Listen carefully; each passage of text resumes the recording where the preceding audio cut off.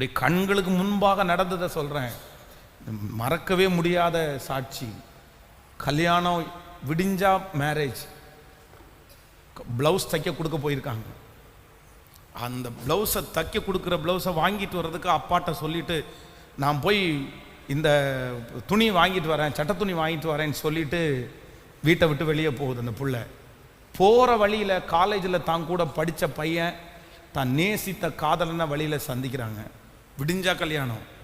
இந்த பையன் அதுக்குள்ளே அந்த பிள்ளையை கொண்டு போய் அந்த நடு ரோட்டில் விட்டுட்டு பிரெயின் வாஷ் பண்ணுறான்.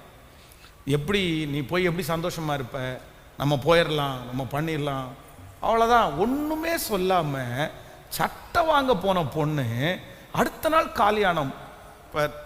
எல்லாமே பெரிய சாமியானா போட்டாச்சு, ட்ரம் செட்டுக்கு ஆர்டர் பண்ணியாச்சு, சாப்பாட்டு வேலையை ஆரம்பிச்சிட்டாங்க, துணி பர்ச்சேஸ் பண்ணியாச்சு, எல்லாருக்குமே கல்யாண கார்டு கொடுத்தாச்சு.